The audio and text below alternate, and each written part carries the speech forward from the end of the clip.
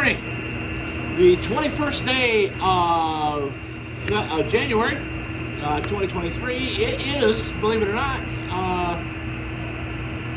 a nice day outside. The temperatures are about 27 degrees. Not bad. We're running at set point, just a hair high. It's varying. It's probably this time of the day. There's a little bit more flow coming off the lakes. Right at sunrise, it seems like it picks up a little bit. But we're running 665 kilowatts coming out of the plant. We're doing really well. I'm really happy with the way things have been running lately, and I think we're on track to continue these. Looks like we're going to get a little bit more snow tomorrow night, which should help if it's warm and crunchy and not bad. It's just not a bad temperature out here today. It's just nice. Got some tracks here. They kind of look like, I don't know what those are.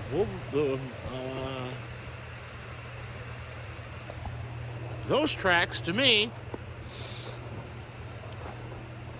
look like they could be mink. They're not a canine and they're not cat, so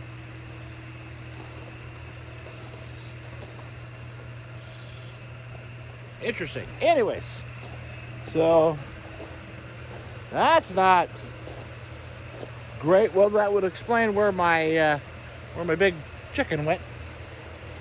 Let's go over here and look at the river, and then we'll look up to by the pen and see if there's any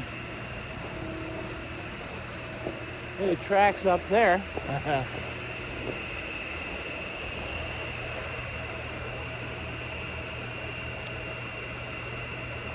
Exhaust fan's still running. It's keeping it about 74 inside, and that helps to maintain the the electrodes like to flow when it's electrons like to flow when it's cooler. They like cooler temperatures.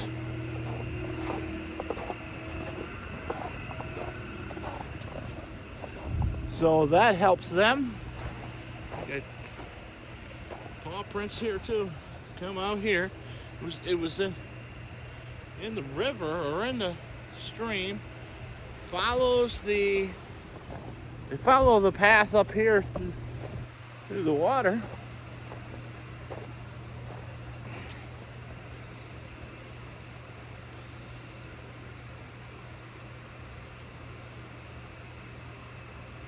Kind of lose them there a little bit. In that neighborhood, it was traveling this way. That tracks there, well, they go back that way.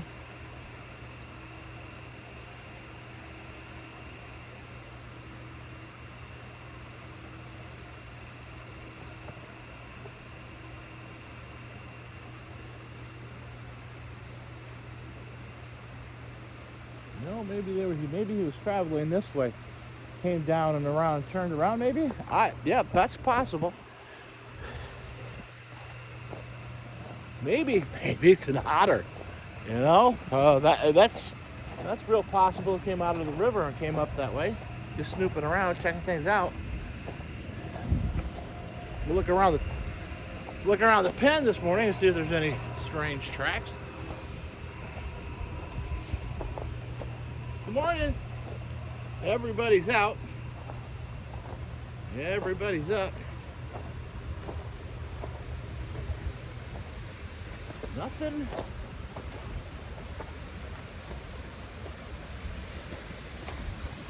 unusual. Oh, no tracks out back, so yep. Whatever it was just checking things out, wandering around. You see the flow this morning from this vantage point. So things are calling back down. This is your high class 3 to 5, according to American Whitewater Rapids.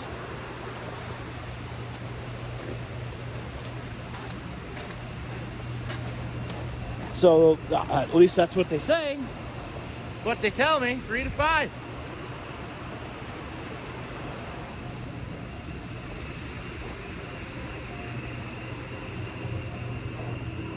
They had a picture. American Whitewater's got a picture of somebody who was kayaking at down the bypass reach here during the Halloween flood, a 1 in 5,000 year event. And so they determined by that picture that this was an excellent spot to kayak. They've never been here.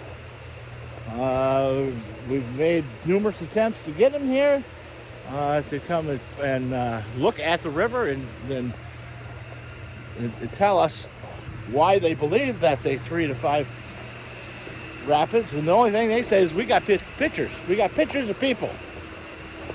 Well, and I even asked for dates that the pictures were taken, which they could have if they had done a little bit of investigating, but they didn't. They chose not to do that. But anyways, so downstream, this is tail race again. We see the rock poking up through. The other rocks are starting to. So that whole the whole thing is getting lower and lower. We're not making 750s. We're 650s. So our kilowatts are less. Still good. Still very good. Especially for winter. Usually we see these kind of numbers March, April, May. And of course you got to remember, we had an off summer, so we dried up early and stayed dry. That's Red. He was the rooster who we thought we were going to have to get rid of, but wrong. Nature kind of took care of that for itself, and we are left with what's remaining. The chickens, because of the weather this year, the chickens aren't faring out well. Of course, all but 2 of these chickens are 3 years old. So, they don't lay after 72 months. Their production drops drastically. So, they really should have been cold. It became soup. But I like the winter. I like to have a little bit of eggs during the winter, and so we let them go. When the other ones start to lay, you're a little crooked this morning. Hold on, here we go. When the other ones start to lay, that are coming in April, we'll probably segregate the flock, and we might let them mosey around and gather eggs from them and use them as incubator eggs, and that's probably a good idea. If I could get 7 to 10 chicks hatch out of them a year, that would probably cover my losses through the wintertime and the summer, and for obvious chicken things. Everything eats chicken. Just like you and I, we eat chicken, they eat chicken. Fox, coyotes, wildlife, hawks, minks, weasels, everything eats chicken. So it's a quick, it's a quick meal for her because they can get right in there and they're captive and they're held right there. And when you have your farmstead set up the way that mine is set up, that everything is basically, they're out in the open. They're a little more contained during the wintertime because things are hungrier. But that's typical. You lose. You have a loss. That's just what's going to happen. When you do meat chickens, you don't want the meat chickens to get eaten. But I've lost 20 in a night without even blinking an eye. Boom, they're gone. So you learn as you go and say, okay, we can do this differently. And so one of the things we're going to do differently is we're going to build a pen specifically for the meat birds. We're going to use the one chicken tractor that's out back and some of the boards that we have from the bridge decking. We're going to build that 2 boards high, which will be, these are, I believe they're 2x8s. So we'll come up 16 inches. Then we'll put the 2-foot high chicken tractor on top of that, secure it down, and now you've got enough room. You can throw the meat birds in there. They can we'll build a hatch on the side so they can. We'll open it up in the daytime, and they can come out, and we'll use a small fence to get them out on grass a little bit. I do want to build it so that I can pick it up and move it a little bit, so we'll have to figure that out, or at least drag it ahead, the length of itself, once a week or whatever, just so that it can, so you're not making a manure load in one spot, you're spreading it out. That'll help the ground grow a little bit. And so we'll see how that goes. This is pretty much all experimentation where we're at.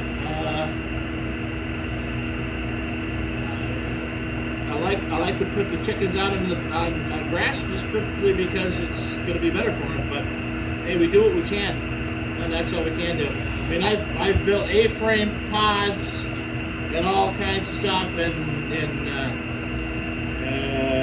not had good success with most of that. So you try, you check it out. The best I've ever had was everybody lived in the coop, but nobody came outside. I don't like to do that because I think chickens need to be, they want fresh air, sunshine. Although they get fresh air in there all the time, they still want to have the sunshine. They want to be out on grass. Some of the chickens that I had never touched grass. So, and then if they're locked in the pen, they're dirty. They get dirty. So we don't want to. We want to have them so that they can move around. And so we'll see. We'll experiment a little bit and find out. And that's going to be. I think that's going to be the best scenario. Maybe I build a bracket on the bottom with wire cloth around so that nothing can get underneath. We'll experiment. We'll see what we can get done. Today, gotta go with Donna. Take her car down, drop it off to the body shop. they told her it'd be at least 2 weeks, maybe 3, for parts. So still an issue with getting parts for vehicles. So we got to drop that off. Then we got to go over to Enterprise so she can pick up a car.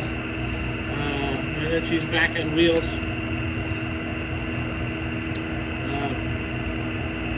We will get some video on, at least on Tuesday, of the boiler, because nobody's going to be in the house but us. So we can do our thing and get that done.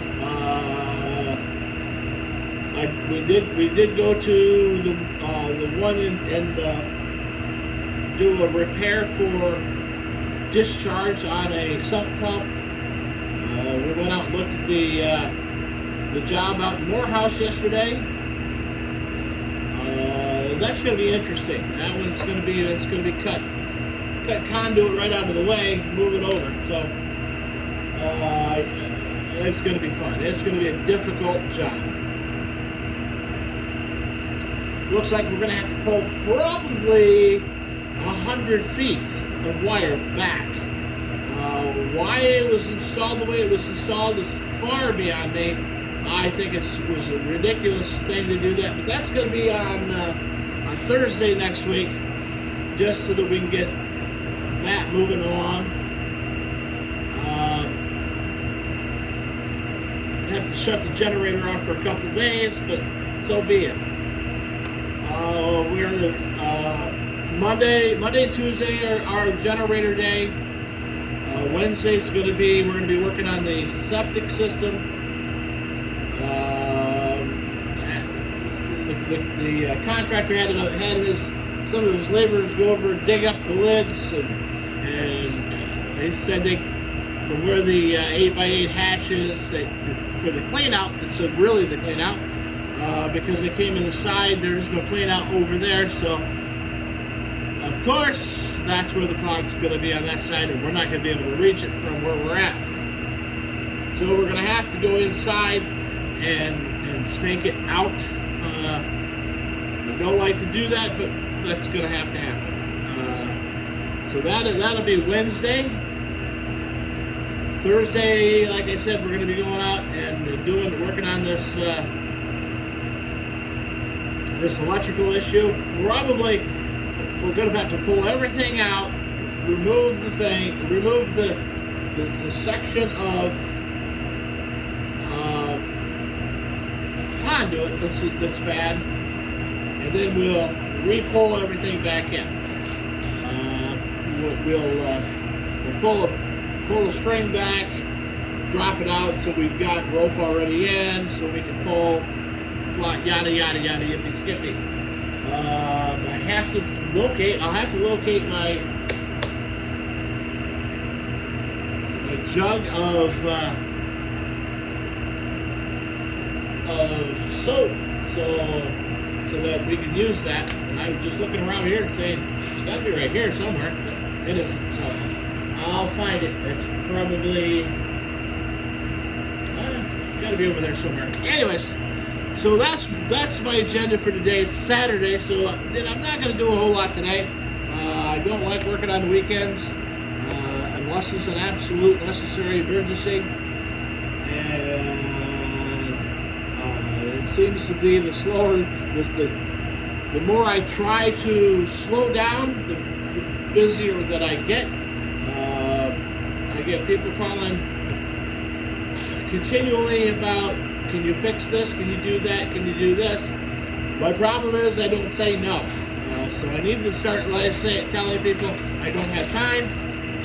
Call somebody else. And so I need to really work on that, or tell them, hey, it's going to be 2 weeks, but I can get to it. And then get them on a schedule that way, and only schedule 1 or 2 things a day. I don't like doing this 4 things, 3 or 4 things a day, because you don't really ever get, you can't go boom and then go boom, especially when you have, okay, I got to go get a part, or I got to do this. The sump pump yesterday morning, and it was a simple cut it, and reroute it to the other one. We had to redrain the basement, or redrain the crawl space, so we pumped that out. That took an hour. Then we got in, we set it up, put it back together, gathered everything up, and got out of there. I'll bet we were there probably 2.5 hours or 2 hours just to do that, and we didn't need to do that because the repair really was a 10-minute job, but it was an hour to pump it out, an hour and a half to pump it out. Even got my boots wet again. So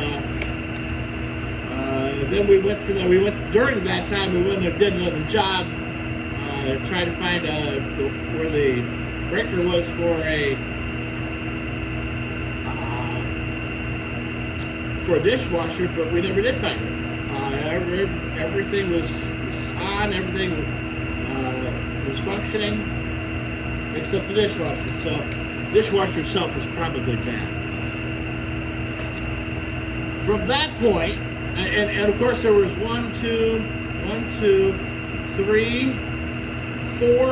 different panels